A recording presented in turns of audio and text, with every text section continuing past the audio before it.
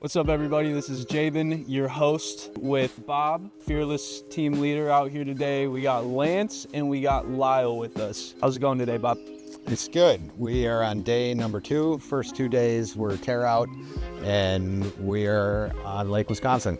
It's a beautiful property, a Frank Lloyd Wright house, so we're kind of paying homage to a lot of the design on Frank Lloyd Wright between the lighting and our boulder selection to match the house.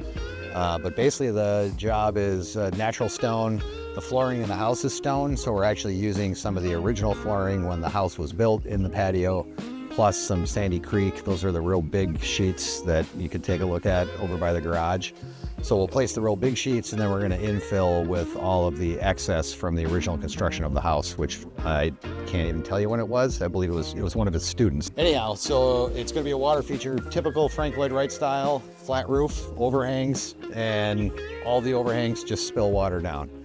He was not a gutter person. So we have a lot of places to capture the water. So our water feature will start up here, capture the first gutter drop, which is on this corner.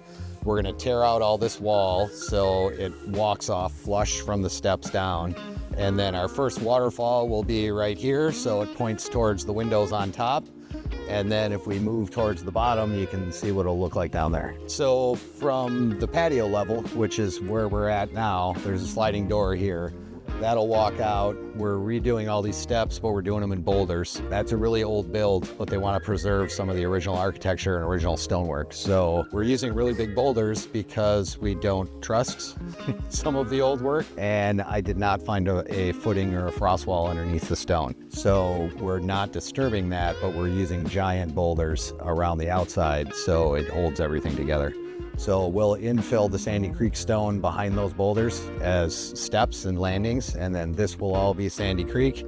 Waterfall starts up there. This will all be outcroppings, a mix of Semco weathered limestone and novice stone limestone. So we'll use grays, buff, and the weathered boulders. And that will come down here, around here, and then this will be water level about right here. That'll be the last dump that spills this way, kind of towards these windows. And then it runs off into stream this way on this side. Digging this, as always, older properties, we always find stuff. We found this 10-3 wire. We tested it and it was dead, but we believe it runs to a separate breaker in the shop because they built a shop and then did all kind of they used to build the outbuildings first, and then they would work in the outbuildings on the house. So a lot of the custom woodwork was done in the shop. So that shop has a lot of 40 amp breakers. We're gonna test this to see if we can use this for the 2 outlets for both pumps. It's 2 10,000 gallon pumps. It's actually 2 separate basins, so we don't have to pump quite as far. And if there's a leak, then it's only half of the system instead of 2 because it's a very long stream. One of the longer streams I've seen this work on. Yeah, the seam will be, basically we'll do the basin. The basin will start like right here, but then we'll lay liner over the top of the basin. If this one overflowed, it will just overflow into the other stream.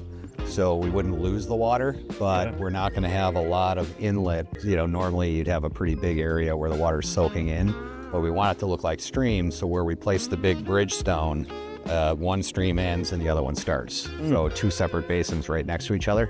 Yeah. So a little kind of unique. There'll be a little bit of a dry spot, but then inexplicably the water's gonna start again on the other side of the bridge. We also found a gas line underneath here. There's a gas there, but we had to call MG&E because we pulled the old concrete slabs out of here and they poured the concrete on top of the gas line.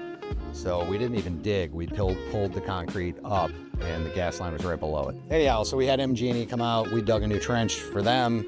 They pinched the gas off for us. We dug a new trench, and then reburied this, so now it's actually almost 30 inches deep. That also matters because our line comes out. So when we dug the new line, we did it right here. So it's outside this, so we know our basin can be dug on this side of the deck overhang. And the gas line is on this side, which is partly why we adjusted the plan for this to have some water level that's a little bit higher, and then dump this way. Okay. So, and then the patio this will all be outcropping boulders and blended into the waterfalls. So I think we're gonna leave that old pillar. Once we get into that kind of stuff on a place like this, it's kind of like, where do you stop? The owners wanna kind of preserve some of that. So I think we're gonna leave that, push some outcroppings into it. All that extra stone on top will come out. Yeah, the weathering looks really nice naturally with how old it is. I feel like it's blending pretty well with these boulders you've put in already. It's like a pretty nice transition. It doesn't look too brand new going up to the older stuff. Yeah, we don't have our other limestone deliveries yet, but that'll go on the right side. So we'll put a shorter one there and then another one behind it and start working in some of the newer looking limestone with the older looking limestone. The left side of the steps are all planters, trying to bring some of the natural landscape kind of into the steps too, because one of their asks is that it doesn't look too new given the history of the house. And if we look down this way, obviously we brought all the toys. So basically the stream goes underneath the skid steer, underneath the first excavator, and then underneath the second excavator, and then where that red chair is sitting sideways, that's the final basin. So our last power will be down there.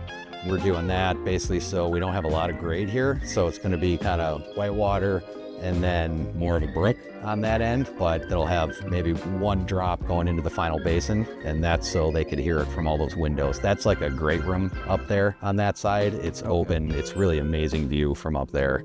I bet. So like their kitchen and their living space and the big fireplace, kind of another Frank Lloyd Wright thing. It's a huge stone fireplace with a giant hearthstone. Oh, wow. But so you could have the fire going, look out those windows out onto the lake and hear the water going by. And here's my partner in crime who doesn't know how big she is.